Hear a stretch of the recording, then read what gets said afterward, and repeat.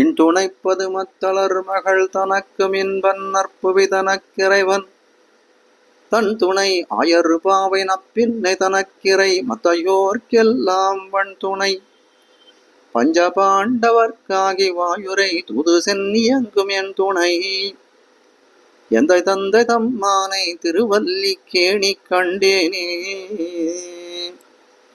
சிவத்சவம் சாம்புதி பூர்ணச்சந்திரம் ஸ்ரீரங்கநாதாரியதனூஜரத்னம் தத்பாத யுக்மாஹம்புஜவ்ருங்கராஜம் அண்ணங்கராச்சாரியம் அகம் பிரபத்யே. ஆழ்வார்கள் தாங்கள் அவதரித்த நாள்களிலும் வாழ்வான நாள் சித்திரையில் செய்ய திருவாதிரை என்று எம்பெருமானாருடைய திருவவதாரம் சித்திரையில் செய்ய திருவாதிரை என்று சித்திரை மாதத்தினுடைய பெருமையை தெரிவித்தார் மணவாள மாமுனிகள் தன்னுடைய உபதேச ரத்தின மாலையிலே. அதே ரீதியிலே சித்திரை மாதம் மற்றொரு பெருமையையும் படைத்ததாய் விளங்குகிறதுன்னு சொன்னால் அதில் ஆச்சரியம் அன்னு. அப்படிப்பட்ட பெருமை என்னது அப்படின்னு பார்த்தோமே ஆனால், பார்த்தசாரதி பெருமாள் திருவல்லிக்கேணியிலே தன்னுடைய திவ்ய ஆஸ்தானத்திலே கண்டருளக்கூடிய பிரம்மோற்சவம் சித்திரை மாதத்திலே நிகழ்கிறதுன்னு பார்க்கிறோம். அப்படிப்பட்ட அந்த பார்சாரதனுடைய பிரம்மோற்சவம் தற்பொழுது ரொம்ப விசேஷமாக அடியவர்களால குதூகலத்துடன் கொண்டாடப்பட்டு வருகிறதுன்னு அறிகிறோம். அப்படிப்பட்ட இந்த பிரம்மோற்சவத்திலே இன்றைய தினம் 7ஆம் திருநாள் ரதோத்சவம். பார்சாரதி எம்பெருமான் நாய்ச்சியார்களுடனே ரதத்திலே எழுந்தருளி பல்லாயிரக்கணக்கான பக்தர்களுக்கெல்லாம் அருள் புரிந்து ஸ்வஸ்தானம் அடைந்தான்னு கேள்விப்படுகிறோம். இப்படிப்பட்ட இந்த ஒரு நன்னாளிலே அஸ்மத் பிதாமகராய், அஸ்மத் ஆச்சாரியராய், ஸ்ரீமத் வேதமார்க்க பிரதிஷ்டாபனாச்சாரிய உபயவேதாந்தாச்சாரியராய் கீர்த்திமூர்த்தியாய் எழுந்தருளிருக்கும் மகாவித்வான் பெருமாள் கோயில் பிரதிபாதி பயங்கரம் அண்ணங்கராச்சாரிய சுவாமி அருளி செய்த ஸ்ரீ பார்த்தசாரதி ஸ்துதின்னு சொல்லக்கூடிய ஸ்தோத்திர நூலினுடைய அர்த்தங்களை இவ்விடத்திலே விண்ணப்பித்து சத்தை பெறலாம் என்று நினைக்கிறேன். ஆனால் அப்படிப்பட்ட இந்த பார்த்தசாரதி ஸ்துதி என்று சொல்லக்கூடிய இந்த ஸ்தோத்திரத்தினுடைய அர்த்தங்களை விண்ணப்பிக்கும் முன்பு காஞ்சி சுவாமி என்று புகழக்கூடிய அனகராச்சாரிய சுவாமி இந்த ஸ்தோத்திர கிரந்தத்தை எதற்காக அருளி செய்தார், எந்த உந்துதனாலே இதை அருளி செய்தார் அப்படின்ற விஷயத்தை இவ்விடத்திலே தெரிவிக்க வேணும் என்று நினைக்கிறேன். என்னென்னால் காஞ்சி சுவாமி தன்னுடைய ஸ்ரீ ராமானுஜ பத்திரிகையிலே ஸ்ரீ பார்த்தசாரதியின் திவ்யானுகிரகம் அப்படின்ற சீர்ஷத்தில், அதாவது தலைப்பிலே, இந்த ஸ்ரீ பார்த்தசாரதி ஸ்துதின்ற ஸ்தோத்திர கிரந்தத்தை தான் எதனால் எழுதினேன் அப்படின்ற விஷயத்தை ரொம்ப சுவைப்படவும் தெரிவிக்கிறார். அனைவரும் அறிந்த விஷயம், காஞ்சி சுவாமி தன்னுடைய ஜீவித திசையிலே 50-60 தடவைக்கும் மேலே சென்னை மாநகரத்திலே ஆண்டாள் அருளி செய்த திருப்பாவை உபன்யாசத்தை மார்கழி மாசத்திலே சாதித்திருக்கிறார். அப்படி ஒரு வருஷம் திருப்பாவை உபன்யாசம் சாதித்துக் கொண்டிருக்கக்கூடிய சந்தர்ப்பத்திலே நடந்த இவ்வனுபவத்தை தான் இந்த வியாசத்தின் மூலம் தெரிவிக்கிறார்னு பார்க்கிறோம். இந்த அனுபவம் நடந்தது வருஷம்னு பார்த்தோம்னால் 1976 வருஷம், நல வருஷம். அப்பொழுது காஞ்சி சுவாமிக்கு ஏறத்தாழ 85 திருநக்ஷத்திரம் இருக்கும். சென்னை மாநகரிலே இருந்து கொண்டு திருப்பாவை உபன்யாசத்தை அருளி செய்து வருகிறார். மார்கழி மாதம் முடியக்கூடிய கடைசி ஒரு 4 நாட்களில் சுவாமிக்கு திருமேனி பாங்கில்லாமல் போயிடுத்து. பாங்கில்லாமல் போயிடுத்துன்னா உபன்யாசமும் நின்று போயிடுத்துன்னு தான் சொல்லணும். திருப்பாவை சாத்துமறை நடைபெற வேண்டிய நன்னாளில் கூட சுவாமியுடைய திருமேனியுடைய தசையை பார்க்கும் பொழுது எழுந்தரிக்க முடியாத நிலைமையில தான் எழுந்தருளி இருந்தாராம். கடைசியில் சாத்மர் அன்னைக்கு பின்மால 4 மணி இருக்குமாம். காஞ்சி சுவாமி தெரிவிக்கிறார், எனக்கு இந்த அனுபவத்தை கனவா நனவான்னு அறுதியிட்டு சொல்ல முடியல. ஒரு மகாபுருஷர் என் முன்னே சேவை சாதித்தார். ஸ்ரீ பார்த்தசாரதி எம்பெருமான் விஷயமாக திருப்பாவையினுடைய பாசுர சங்கியிலே ஒரு ஸ்துதி நூல் விண்ணப்பம் செய்யலாமேன்னு ஒரு நியமனத்தை வைக்க, அந்த நியமனத்துக்கு அனுகுணமாய்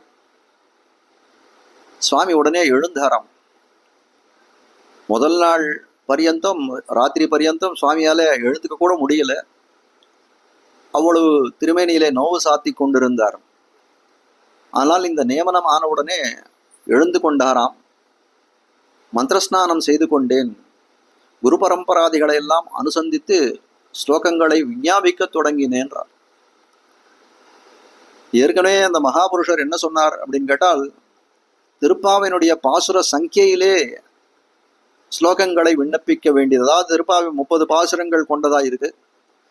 அதே போல இந்த ஸ்ரீ பார்த்தசாரதி ஸ்துதியும் 30 ஸ்லோகங்களை கொண்டதாய் இருக்க வேணும்னு ஒரு நீதி சுவாமி இடத்திலே தெரிவித்து சென்னார்னு பார்க்கிறோம். சுவாமி மற்றொரு நீதியை, காஞ்சி சுவாமி மற்றொரு நீதியை தன்னிடத்திலே இந்த ஸ்லோகத்தை அருளி செய்யும் போது கொண்டாராம். அது என்ன நீதி அப்படின்னு பார்த்தோமே ஆனால், திருப்பாவை பாசுரங்களுடைய முதல் எழுத்தை முற்கொண்ட ஸ்லோகங்களாக விண்ணப்பிக்க தொடங்கினேன்றார். அது என்ன அப்படின்னு கேட்டால், திருப்பாவை பாசுரம் எப்படி தொடங்குகிறது? மார்கழி திங்கள் மா அப்படின்ற அக்ஷரத்தை கொண்டு தொடங்குகிறது. இப்போ ஸ்ரீ பார்த்தசாரதி ஸ்துதின்ற இந்த ஸ்தோத்திரமானது எப்படி இருக்கு அப்படின்னு கேட்டால், மார்க்கம் சமுச்சிதம், மான்ற எழுத்தை முதல் எழுத்தாக கொண்டு தொடங்குகிறது. இது முதல் பாசுரம், முதல் ஸ்லோகம். அதே போல 2வது பாசுரம் திருப்பாவிலே வையத்து வாழ்வீர்கள் அப்படின்னு தொடங்குகிறது. அந்த வைன்ற அக்ஷரத்தை கொண்டே இந்த இடத்துல என்ன பண்றார்? வைதிக புத்திரான் சதுரஹான்னு 2வது ஸ்லோகத்தை அமைத்திருக்கிறார்னு பார்க்கிறோம். அப்ப பார்க்கக்கூடிய காலத்துல நமக்கு தெரியக்கூடியது என்ன அப்படின்னு கேட்டால், இந்த பாசுரத்தை, இந்த ஸ்லோகத்தை இயற்றுவதற்கு 2 விதமான நியதிகளை கொண்டிருக்கிறார். இன்னும் சொல்லப்போனா 3ன்னு கூட சொல்லலாம். இந்த ஸ்லோகம் பூர்த்தியாக பார்த்தசாரதியினுடைய பெருமையை தெரிவிக்கக்கூடியதாக இருக்க வேண்டும்ன்றது முதல் நியதி. திருப்பாவினுடைய பாசுர சங்கியிலே இருக்க வேண்டும், அதாவது 30 பாசுரங்கள் கொண்டதா இருக்கணும், இது 30 ஸ்லோகங்கள் உடைத்தா இருக்க வேணும்ன்றது மற்றொரு நியதி. அதே போல காஞ்சி சுவாமி தனக்குத்தானே இட்ட கட்டளையாய் இந்த பாசுரங்களினுடைய தொடக்கம், ஸ்லோகங்களினுடைய தொடக்கமானது திருப்பாவை பாசுரங்களின் முதல் எழுத்தை உள்ளடக்கியதாய் இருக்க வேணும். இப்படிப்பட்ட 3 நியதிகளை கொண்டு ஸ்லோகங்களை இயற்றினேன். ஸ்ரீ பார்த்தசாரதி ஸ்துதியை தலைக்கட்டினேன்றார். எவ்வளவு காலத்துல அப்படின்னு கேட்டால், ஒரு உடம்பு சரியில்லாதவர், 85 திருநட்சத்திரம் வாய்ந்தவர், 1/2 மணி காலத்துக்குள்ளே 30 ஸ்லோகங்களை இயற்றி முடித்தார். பார்க்கிறார், பிரபாத்தத்துக்கு கொஞ்சம் சேஷம் இருந்துதான், அதாவது பொழுது விடியறதுக்கு இன்னும் கொஞ்சம் காலம் இருந்துதான். அதனால அதே சந்தர்ப்பத்தில் என்ன பண்ணாராம், பார்த்தசாரதி ஸ்துதி எழுதின அதே காலத்திலே திருப்பள்ளி எழுச்சி பாசுரங்களுடைய முதல் எழுத்தை இதுவாக கொண்டு, அவலம்பனமாக கொண்டு, திருவள்ளிக்கணியில எழுந்திருக்கக்கூடிய தெள்ளிசிங்க பெருமாள் விஷயமாக சுப்பிரபாத ஸ்துதி ஒன்றும் விஞ்ஞாபனம் செய்து முடித்தேன். அது மட்டும் இல்லை, மேல தெரிவிக்கிறார், அதுதான் ரொம்ப விஸ்மயப்படுத்தக்கூடியதாக இருக்கிறது. உடனே எழுந்து கொண்டேன், பிராத்தர் அனுஷ்டானங்களை, சந்தியாவந்தனாதிகளை எல்லாம் முடித்து கொண்டேன். உபன்யாச சபா மண்டபத்திலே அமர்ந்து கொண்டு திருப்பாவை சாத்துமுறையை முடித்தேன். ஆண்டாள் திருக்கல்யாணமும் ஒருவாறு நடத்தி முடிக்க திருவருள் பெற்றேன்றார். இது எப்படி சாத்தியம் அப்படின்னு கேட்டால், அந்த பார்த்தசாரனுடைய அருளாலே இது சாத்தியம்னு சொல்லக்கூடியதா இருக்கிறது. அப்படிப்பட்ட அந்த 2 துதிகளையும் சுவாமி தன்னுடைய ஸ்ரீராமனசுனிலே பதிப்பித்திருக்கிறார்.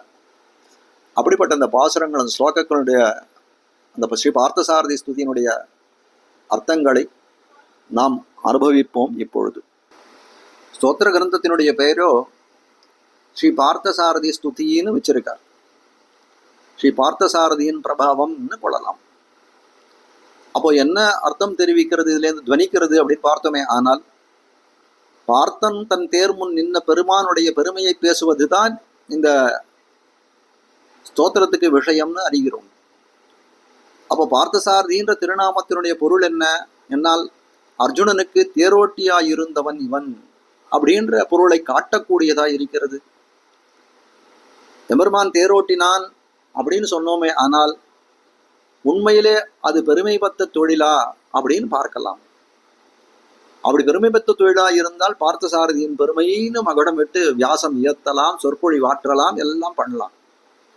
ஆனால் தேரோட்டியா இருக்கக்கூடிய இருப்பானது எப்படிப்பட்டதா இருக்கிறது? ஏவித்து செய்வானா இருக்கக்கூடிய இருப்பா இருக்கிறது.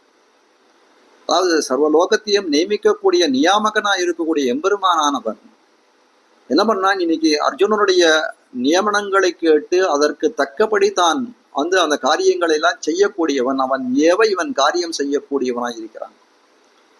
உதாரணத்துக்கு ஒண்ணு தெரிவிக்கிறேன். குருக்ஷேத்திர யுத்தத்துக்கு போய் நிற்கிறான் அர்ஜுனன். கண்ணன பெருமான் திறத்திலே தெரிவிக்கிறான், சேனையோர் உபயோர் மத்திய ரதம் ஸ்தாபயமேச்சுதான்னு தெரிவிக்கிறான். கண்ணா, 2 சேனைகளுக்கும் மத்தியத்திலே கொண்டு போய் இந்த தேரை நிறுத்துவாயாகன்னு கட்டளை இடுகிறான். கண்ணனும் உடனே அதை செய்கிறான்னு பார்க்கிறோம். அப்படி பார்க்கக்கூடிய காலத்திலே பார்த்தசாரதின்ற திருநாமத்துக்கு தேரோட்டுபவனாய் இருந்தவன் அப்படின்ற அர்த்தம் துவனிக்குமானால் அதுல என்ன பெருமையான செயல் இருக்க போகிறதுன்னு நம்ம ஒரு கேள்வி பிறக்கலாம். அது கேட்க தகுந்த கேள்விதான். காஞ்சி சுவாமி தெரிவிக்கிறார், இதுக்கு சமாதானம் முன்னும் சொல்லுவோம், சுருக்கமான சமாதானமும் சொல்லுவோம், நல்ல விளக்கமான சமாதானமும் சொல்லுவோம்னு தெரிவிக்கிறார். ஒரு செய்கை எப்படிப்பட்டதா இருக்குன்னா, ஒரு சிறுமை பெருமைன்னு சொல்லக்கூடியது செய்கையிலே கிடையாது. ஒருத்தன் ரொம்ப பெருமையுள்ளவனாய் மதிக்கப்படுகிறான் லோகத்துல. அப்படிப்பட்டவன் செய்யக்கூடிய செய்கை எதுவானாலும் எப்படி இருக்குன்னா அதிலே ஒரு பெருமை உண்டுன்னு காட்டக்கூடியதா இருக்கிறது. சிறியவர்களாய் இருக்கக்கூடியவர்கள் பெரிய காரியங்கள் எதுவும் அவர்களால் செய்ய முடியாது. பெரிய காரியங்களே செய்து பெருமை பெற்றவர்களாய் இருக்கக்கூடியவர்கள் ஒரு சிறிய காரியத்தை செய்தாலும் அது புகழத்தக்கதாய் இருக்குமே அன்னி இகழத்தக்கதாய் இருக்காது. பிரகிருத ஸ்தலத்திலே பார்த்தோமே ஆனால் பார்த்தசாரதியானவன் பார்த்தனுக்கு தேரோட்டியாயிருந்தவன் என்று சொல்லப்படக்கூடிய கண்ணபிரான். இவனுக்கு தேரோட்டினதால்தான் பெருமையா அப்படின்னு கேட்டால் இவன் இயற்கையிலேயே பெருமை பெற்றவன் அப்படின்னு வெளிப்படையான விஷயமாயிட்டு. அப்படி என்ன சுவாமி இவனுக்கு வெளிப்படையான பெருமை உண்டு அப்படின்னு கேட்கக்கூடிய காலத்திலே இந்த கண்ணன் எம்பெருமான் பிறக்கக்கூடிய காலத்திலே ஜாதோசி தேவதேவேஷ சங்கச்சக்கர கதாதரகா என்று சொல்லும்படியாய் எம்பெருமானுடைய சின்னங்களான திவ்யாயுதங்களோடைய திருவவதாரம் செய்தான். அது மட்டும் இல்லை, எங்க காராகிரகம்னு சொல்லக்கூடிய கம்சனுடைய சிறையிலே அவதாரம் பண்ணவன் இந்த எம்பெருமான். அவன் தந்தை தாயாராய் இருக்கக்கூடிய வசுதேவனும் தேவகி பிராட்டியும் சிறையிலே விலங்குகளாலே பிணிக்கப்பட்டிருந்தார். எம்பெருமான் அவதரித்த காலத்திலே அப்படி அங்க இருக்கக்கூடிய நிலைமையை திருமங்கையாழ்வார் தெரிவிக்கிறார். தந்தை காலில் பெருவிலங்கு தாழ விழ நள்ளிருட்கண் வந்த எந்த பெருமானார். கண்ணன் எம்பெருமான் திருவவதாரம் பண்ணான். அந்த க்ஷணத்திலே தந்தை தாயர்களுடைய கால் விலகுகள் எல்லாம் இத்து முறிந்ததுன்னு தெரிவிக்கிறார். இப்படி ஒரு பெருமை திவ்யாயுதங்களோடைய சதுர்புஜங்களோடைய தோணினான்றார். பிறந்த காலத்திலே தந்தை தாயர்களுடைய கால் விலங்குகள் எல்லாம் இத்து முறிந்ததுன்னு தெரிவிக்கிறார். அது மட்டும் இல்ல, கண்ணன் எம்பெருமான் தெரிவிக்கிறான், பிறந்த காலத்திலே வசுதேவர் திறத்திலே என்னை கொண்டு போய் திருமாய்ப்பாடியிலே சுமந்து கொண்டு போய் விட்டு வருவாய் நந்தகோபன் திருமாளிகளை தெரிவிக்கிறார். கண்ணன் எம்பெருமான் கேட்ட காலம் எப்படிப்பட்ட காலமா இருக்குது? வருஷா காலம், மழையானது அபரிமிதமாய் கொட்டி கொண்டிருக்கிறது. யமுனாம் ச அதிகம்பீராம் நானாவர்த்தஜஷா குலாஹாம் வசுதேவோ மகன் கிருஷ்ணம் ஜானுமாத்ரதோயயோ. யமுனையிலே போகக்கூடிய வெள்ளமானது எப்படிப்பட்டதா இருக்கு? வானோங்கு பெருவெள்ளமாக இருக்கிறது. வானத்தை தொடக்கூடிய அளவுக்கு வெள்ளம் போயிட்டு இருக்கு. அப்படிப்பட்ட யமுனையை எம்பெருமான் எப்படி கடக்க போகிறான் அப்படின்னு நினைச்சோமானால் எல்லாருக்கும் ஒரு பயமா இருக்கு. அப்படி இருக்கக்கூடிய சமயத்திலே யமுனையாரானது என்ன பண்ணித்தனா, தன்னை முழந்தாள் அளவாக வற்றி கொடுத்து கண்ணன் பெருமான் இக்கரையிலேருந்து அக்கறைக்கு செல்லும்படி வழிவிட்டது. ஆண்டாளதான் சொல்றா, தூய பெருநீர் யமுனை. அப்படிப்பட்ட பெருமை படைத்தவனாய் இருக்கிறான் அந்த யமுனையாறுன்னு சொல்லக்கூடியது. இப்படிப்பட்ட பற்பல சேட்டிதங்கள் பிறந்த காலம் தொடங்கி சேட்டிதங்கள் என்று சொல்லும்படியாய் பொன்னினால் குடை கவித்ததும் கோலக்குறவை கோத்ததும் குடமாட்டும் கண்ணினால் விளவெறிந்ததும் காலால் காளியன் தலை மிதித்தது முதலா வெண்ணிசேர் பிள்ளை நல் விளையாட்டம் அனைத்திலும் அங்கெண்ணுள்ள முள்குளிர ஒன்னும் கண்டில பெத்தில் ஒன்னும் கண்டிட பெத்திலேன் அடியேன் காணுமாறினி உண்ட நிழலே தேவகி புலம்பினாலே. அப்படிப்பட்ட பல பல சேட்டிதங்களை தன்னுடைத்தே உள்ளதாய் இருக்கக்கூடிய கண்ணன் பெருமானுடைய ஒரு சாஷ்டிதங்களாயிடுது. இப்படிப்பட்ட இயற்கையான பெருமை வாய்ந்தவனாய் இருக்கக்கூடியவன் தான் தன் பெருமை அறியான் என்று சொல்லும்படியாய் சர்வஜனாய் இருக்கக்கூடிய அந்த எம்பெருமானும் தன்னுடைய பெருமையை அபிக்க முடியாத பெருமை படைத்தவனாய் இருக்கிறான் கண்ணன் எம்பெருமான். இப்படிப்பட்ட அந்த பெருமை வாய்ந்தவன் எவ்வளவு தாழ நின்னாலும் அப்படிப்பட்ட தாழ்ச்சி எல்லாம் புகழ்ச்சிக்குத்தான் உறுப்பாகுமே அன்னி இகழ்ச்சிக்கு ஒருபோதும் உறுப்பாகாது. நமந்தி சந்தகா திரைலோக்கியாதபி லப்தும் சமுன்னத்தின்னு தெரிவிக்கிறார்கள் பரம ரசிகர்களாய் இருக்கக்கூடியவர்கள். அதாவது பெரியோர்களாய் இருக்கக்கூடியவர்கள் என்ன நினைப்பார்களாம், எல்லாரிடம் மேம்பட்டு இருக்க வேணும்னு கருதுவார்கள். அப்ப மேம்பட்டு இருக்கணும்னு கருதுவார்கள்னா அவர்களுடைய செயல்கள்லாம் பரத்துவம் பொலிந்து இருக்குமோ அப்படின்னு கேட்டால் இல்லை இல்லை, தங்கள் தாழ்ச்சியிலேயே எப்பொழுதும் காட்டிக் கொண்டிருப்பார்கள்னு சொல்லக்கூடியதாக இருக்கிறது ஸ்லோகத்தினுடைய கருத்து. அதனால மகான்களாய் இருக்கக்கூடியவர்கள் எவ்வளவு தாழ தாழ கீழே போகிறார்களோ அவர்களுக்கு மேன்மையே விளையும், அதன்னி கீழ்மை விளையாதுன்னு சொல்லக்கூடியதாக இருக்கிறது.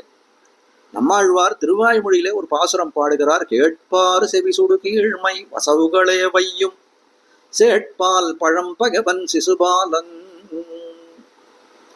நம்மாழ்வார் தெரிவிக்கிறார், கண்ணன பெருமான அபரிமிதமாக நிந்தனை செய்தவன் யார் தெரியுமான்னு கேட்கிறார். யார் சுவாமின்னு சொல்லக்கூடிய காலத்திலே அப்படிப்பட்ட பிரசித்தி பெற்றவன் சிசுபாலன் தான். சுவாமியின் அப்படிப்பட்ட சிசுபாலன் கண்ணனை என்னன்னு சொல்லி நிந்தனை செய்தான், அது சொல்லுங்களே அப்படின்னு கேட்டால் தெரிவிக்கிறார். பரம பக்தர்களுடைய வாயிலே எம்பெருமானை கொண்டாடும் விதமாக என்னென்ன வாசகங்கள் வருகிறதோ அதே விதமான வாசகங்கள் சிசுபாலன் வாயிலிருந்து வந்தது. அப்படின்னா அது புகழ்ச்சியாகத்தானே இருக்கணும். பரம பக்தர்கள் புகழ்கிறார்கள், அதே வாசகங்கள் சிசுபாலன் வாயிலும் வருதுன்னா அது புகழ்ச்சியாகத்தானே இருக்கணும்னா இல்லை இல்லை, பாவபந்தத்துல வித்தியாசம் உண்டுன்றார், பாவபந்தத்துல பேதம் உண்டுன்றார். உதாரணம் சொல்றேன் பாருங்க. ஆண்டாள் தன்னுடைய நாச்சியார் திருமொழியில ஒரு பாசுரம் அருளி செய்கிறாள். கத்தினம் மேய்க்கலும் மேய்க்க பெத்தாகான் அடுவாள் சாதியும் அகப்பெத்தாகான் பத்தி உரலிடை ஆப்பும் உண்டாகான் பாவிகாள் உங்களுக்கு ஏச்சுக்கொலு. ஆண்டாள் சொல்ல வந்த விஷயம் என்ன? பராத்பரனாய் இருக்கக்கூடிய எம்பெருமானானவன் எதுகுலத்திலே பிறந்தான், இடைக்குலத்திலே வந்து சேர்ந்தான். கண்ணுமேய்த்து இனிதுகந்த காளாய் என்று சொல்லும்படியாய் கண்ணுகளையும் காலிகளையும் காடுகளிலே மேய்த்து வாழ்ந்து வந்தான், காடுகளிலே வாழ்ந்து வந்தான். வெண்ணெய் களவு கொண்டான், நெய் களவு கொண்டான், களவு காரணமாக உரலோட கட்டுண்டும் இருந்தான். இப்படி பல பல காரியங்கள் செய்தானே, சேஷ்டிதங்கள் செய்தான். இதெல்லாம் எப்படி நினைக்கிறான் கண்ணன் புராணம், தனக்கு பெறாப்பேற பெற்றவனாய் எம்பெருமான் நினைக்கிறான்னு தெரிவிக்கிறார்கள்.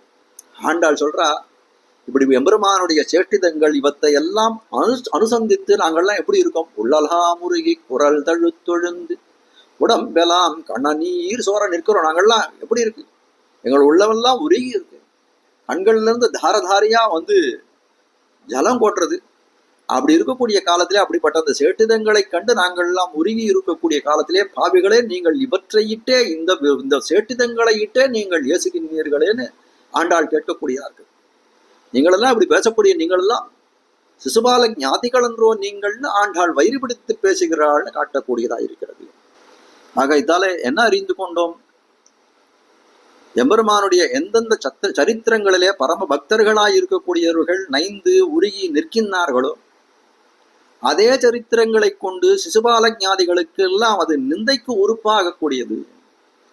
சொல்லக்கூடிய வைபவத்திலே விஷயத்திலே வாசி இல்லை, ஒரு வித்தியாசமும் கிடையாது. ஆனால் சொல்லக்கூடிய மனப்பான்மையிலே வாசி, அதாவது வித்தியாசம் உண்டுன்னு சொல்லக்கூடியார்கள். ஆண்டாள் அருளி செய்த இந்த பாட்டிலே கண்ணன பெருமானுடைய 3 செய்களை எடுத்துடைத்தாள். கத்தினம் மேய்த்தது, காட்டிலே வாழ்ந்தது, உரலோடு ஆப்புண்டிருந்தது பார்க்கலாம். ஆழ்வார்கள் அருளி செயலில் நீங்க எடுத்து பாருங்க. இப்படிப்பட்ட சேஷ்டிதங்கள் எம்பெருமானுடைய சௌலபியத்தை காட்டக்கூடிய சேஷ்டிதங்கள் தான் மிகையாக அனுபவிக்கப்பட்டு வர காணான். இன்னும் வல்வினையேனை ஈர்க்கின்ற குணங்களை உடையான நம்மாழ்வார் கதறுகிறாரே, அது எம்பெருமானுடைய ஒரு பரத்துவத்தை காட்டக்கூடிய செய்கைகளை பற்றியான அன்னு, எம்பெருமானுடைய சௌலபியத்தை காட்டக்கூடிய செய்கைகளை பற்றியே உன்னுடைய குணங்கள் என்ன ஈர்க்கின்றதுன்னு சரிவிக்கக்கூடியார்கள். இப்படிப்பட்ட இந்த சௌலபிய குணாதிகளே சிசுபாலாதிகளுக்கெல்லாம் ஏசுவதற்கு நிலமாய் விளங்குகின்றதுன்னு காட்டுகிறார். எம்பெருமான் அவன் சிசுபாலன் திருப்பி வைத வசவுகள் என்னன்னு பார்த்தானால் எம்பெருமான ஜாரன் சோரன் இடையன் மடையன்னு தானே இது பண்றான். வேற எதை சொல்லி வைதானவன்? தர்மபுத்திரர் ராஜசூய யாகம் பண்றார். அப்படிப்பட்ட இந்த ராஜசூய யாகத்திலே கண்ணனுக்கு அக்ரதாம்பூலம் கொடுக்க வேணும் பீஷ்மருடைய நியமனம். அக்ரதாம்பூலம் அளிக்கக்கூடிய காலத்திலே சிசுபாலன் என்ன பெய்யறான்? இவன் மாட்டை மேய்க்கிறவன், சொந்தமா ஒரு வீடு கிடையாது, காட்டிலே கொடுத்தனம் இருக்கக்கூடியவன், வெண்ணெய் நெய்களை திருடி உரலோடு ஆப்புண்டிருந்தவன், திருடன் இவன். இதுதானே இவன் சொன்னான். இது தவிர வேற வசவு ஒண்ணும் இல்லையே. இந்த ஜார சோரத்வாதிகளைத்தானே ஆழ்வார்களும் வாய் விரும்புகிறார்கள் பார்க்கிறோம். பிருந்தாவனத்துல போனீர்கள்னா எல்லா பக்கத்திலையும் கிருஷ்ணனுடைய நாம சங்கீர்த்தன அந்த பஜனை நடந்து கொண்டே இருக்கும். ஜார சோர சிரோமணே சோர ஜார சிரோமணே. இத பாட்டு. பிருந்தாவனத்தில் இருக்கக்கூடிய பக்தர்கள் நிச்சலும் பஜனை செய்வது இதே பாட்டாக இருக்க அவனை ஜாரன் என்றும் சோரன் என்றும் புகழ்ந்து வருகிறார்கள் பார்க்கிறோம். அப்படி பார்க்கக்கூடிய காலத்துல என்ன தோன்றுகிறது? இப்படிப்பட்ட சேஷ்டிதங்களெல்லாம் எம்பெருமானுக்கே உகப்பாயிருக்கிறதுன்னு பார்க்கிறோம். திவ்ய தேசங்களிலே நித்தியானுசந்தானம்னு சொல்லக்கூடிய நித்தியம் எம்பெருமானுக்கு புஷ்பத்தை சாத்தக்கூடிய அந்த சந்தர்ப்பத்திலே ஆழ்வார்களுடைய அருளிச் செயல்களை பாடுறார்களே. பூச்சூட்டல்னு சொல்லக்கூடிய பெரியாழ்வார் திருமொழியிலிருந்து பாடக்கூடிய காலத்திலே ஒரு பாசுரம் பாடுகிறார்கள். மச்சொடு மாளிகை ஏறி மாதர்கள் தம்மிடம் புக்கு கச்சொடு பட்டை கிழித்து காம்புதுகிலவை கீறி நிச்சலும் தீமைகள் செய்வாய். பாருங்க, நிச்சலும் தீமைகள் செய்வாய். இப்படிப்பட்ட பாசுரங்களைத்தானே எங்கும் சேவிக்கிறார்கள். இப்படிப்பட்ட பாசுரங்களை எம்பெருமானானவன் திருச்செவி சாத்தி கொண்டே அவனுடைய புஷ்பத்தை சாத்தக்கூடிய சமயத்திலே இந்த பாசுரத்தையும் கேட்கிறான். அப்படி கேட்டானால் அவனுடைய திருவுள்ளமானது எப்படி மலர்ந்திருக்கும் அப்படின்றதை யார்தான் அறிய முடியும்? ஆனால் அவனுடைய திருமுகமண்டலத்தை சேவித்தால் நன்னா உணரலாம்னு சொல்லக்கூடியதாக இருக்கிறது. அப்போ நாம் அறிந்து கொண்டிருக்கக்கூடிய விஷயம் என்ன? செய்யக்கூடிய காரியங்களினாலே ஒரு பெருமை ஒருத்தனுக்கு கிடையாது. அது அவன் அனைவருக்கும் உதவக்கூடியவன் அப்படின்ற ஒரு குணத்தை வெளிப்படுத்தக்கூடியதாக இருக்கிறது. சுவாமி, இதுக்கு ஏதாவது நிரூபணம் உண்டா? ஒருத்தர் பெரிய காரியத்தை செய்தா பெரியவர்னு சொல்றோமே அப்படின்னு கேட்டால், ஆழ்வாரை கொண்டு நிரூபணம் பண்ணுகிறார் கண்ணன் எம்பெருமான். கண்ணபிரானுடைய திவ்ய சேஷ்டிதங்களே எது மிகச்சிறந்தது, எது சாமான்யமானது, எது தாழ்வானதுன்னு நம்ம ஒரு ஆலோசனை பண்ணலாம். நாம் ஆலோசனை பண்ணது ஒரு புறம் இருக்கட்டும். ஒரு கால் எம்பெருமானே நம்மாழ்வாரை நோக்கி இந்த கேள்வியை கேட்கிறாங்க. அது எந்த சந்தர்ப்பம் அப்படின்னு கேட்டால், ஆழ்வார் பிறந்தவாறும் வளர்ந்தவாறும்னு ஒரு திருவாய்மொழியில் ஒரு பதிகத்தை பாடத் தொடங்குகிறார். பிறந்தவாறும்னு பாடத் தொடங்கின காலத்திலே எம்பெருமான் பிறந்த காலத்திலே அவன் பண்ணின சேஷ்டிதங்களை கீழே தெரிவித்தபடி அந்த சேஷ்டிதங்களை நினைத்து பார்க்கிறார். ஆழ்வாரனாலே தரித்து நிற்க முடியவில்லை. 6 மாசம் மோகித்து கீழே விழுந்தார். தெளிந்தெழுந்து மறுபடியும் பேசத் தொடங்கின சமயம் திரும்பி பிறந்தவாறும் பேச நம்பிள்ள தெரிவிக்கிறார். திருப்பி பிறந்தவாரத்தை பேச போறாரா அப்படின்னு கேட்கக்கூடிய காலத்துல சொல்றார், இல்ல ஏற்கனவே 6 மாசம் மயங்கி விழுந்துட்டார் ஆழ்வார். இனிமேல்ட்டு பிறந்த வாரத்தை பத்தி பேச மாட்டார், வளர்ந்தவாற்றையே பேசுவார் ஆழ்வார்னு சொல்லக்கூடியதாக இருக்கிறது. அப்படி வளர்ந்தவாரை பேசக்கூடிய அந்த தருணத்திலே கண்ணன் எம்பெருமான் ஆழ்வார் இடத்துல கேட்கிறார், ஆழ்வீர், நீர் என்னுடைய செயல்களை எல்லாம் பிறந்தவாறும் வளர்ந்தவாறும்னு சொல்லி வருகின்றீரே. இப்படிப்பட்ட இந்த சேட்டிதங்களை எவை சாமானிய சரித்திரங்கள், எவை மிக மேம்பட்ட சரித்திரங்கள் அப்படின்னு நீர் மதிக்கிறீர், அதை நீர் உன் திருவாயாலே சொல்ல வேணும் எம்பெருமான் ஆசைப்படுகிறான். ஆழ்வார் விடையறுக்கிறார். மதுவை வார்த்தையுள் ஏறு பாய்ந்ததும் மாய மாவினை வாய் பிளந்ததும் மதுவை வாறு குழலாறு குறவை பிணைந்த குழகும் அது விது உது என்னலாவனவல்ல என்னையுன் செய்கை நைவிக்கும். அசுராவேஷம் பொருந்திய 7 ரிஷபங்களை அடக்குகிறான். மதுவை வார்த்தையுள் ஏறு பாய்ந்ததும் மாயம்மாவினை கேசின்னு சொல்லக்கூடிய ஒரு குதிரையை கொன்னான், இப்படி எல்லாம் சொல்லிக்கிறார். அப்ப காட்டக்கூடிய காலத்திலே எம்பெருமானுடைய சரித்திரங்களிலே எவ்வளவோ விஷயங்கள் நடந்திருக்கிறது. ஆழ்வார் சொல்றார், எனக்கு உன்னுடைய அதுனா உயர்ந்த செய்கையா இருக்கிறது, இதுன்றா தாழ்ந்த செய்கையா இருக்கிறது, உதுன்றா மத்தியஸ்த செய்கையா இருக்கிறது. ஆழ்வார் சொல்றார், இப்படி பாகுபாடு செய்யக்கூடிய விஷயங்கள் உன்னுடைய சரித்திரங்களை ஒண்ணுமே கிடையாதுன்னுட்டார். எம்பெருமான் கேட்கிறார், ஏன் கிடையாதுன்னு கேட்கிறார். ஏன்னா அது இது உது என்னாலாவனவல்ல என்னை உன் செய்க நைவிகாங்க. எம்பெருமானே நினைச்சு பாரு, அதெல்லாம் செய்தது யார், அதுக்கு கர்த்தா யார், காரியகர்த்தா யாருன்னு பார்த்தா நீர் செய்தீரு, அதெல்லாம் உன் செய்கைகளா இருக்கிறது. அதனாலே உன் செய்கை அப்படின்ற காரணத்தினாலே நீ செய்யக்கூடிய எந்த செய்கையா இருந்தாலும் என்னுடைய ஈடுபாட்டுக்கு உரியவையாய் இருக்கிறது. புறத்தாழ்வான் இதையே தன்னுடைய அதிமானுஷ ஸ்தவத்திலே இங்கிதம் நிமிஷிதம் சதாவகம் ரம்யம் அத்புதம் அதி பிரியங்கரம் அப்படின்னு தெரிவிக்கிறார்னு பார்க்கிறோம். இப்படி கண்ணன் பெருமானுடைய பெருமைகள், பார்த்தசாரதின்ற பேருடையவனாய் இருந்தாலும், தேரோட்டினது சாமானிய காரியம்னு உலகத்திலே இருக்கவர் சொன்னாலும், அந்த பஞ்சபாண்டவர்களுக்காக முன்னே நின்று பார்த்தன் தன் தேர் முன் நின்னான்னு சொல்லும்படியாய் தன்னுடைய ஆசிரித வியாமோகத்தை வெளிப்படுத்தப்படக்கூடியதாய் இருக்கக்கூடிய வைபவம் ஆச்சு அந்த பார்த்தசாரதியாய் நின்ன வைபவம். அப்படிப்பட்ட அந்த வைபவத்தை, இந்த பார்த்தசாரதி ஸ்துதியினுடைய ஸ்தோத்திர அர்த்தங்களை அடுத்த உபன்யாசங்கள் தொடக்கமாக காண்போமாக. ஸ்ரீமதே ரம்யஜா மாத்ரு முனீந்திராய மகாத்மனே ஸ்ரீரங்கவாசினே பூயாத் நித்யஸ்ரீர் நித்யமங்களம். மங்களம் குருவர்யாய மங்களம் குணசிந்தவே வாதிபீதிகரார்யாய நித்யஸ்ரீர் நித்யமங்களம். ஸ்ரீமத் சுந்தரஜா மாத்ரு முனிபாதாப்ஜ சேவினே அண்ணங்கரார்யவர்யாய நித்யஸ்ரீர் நித்யமங்களம்.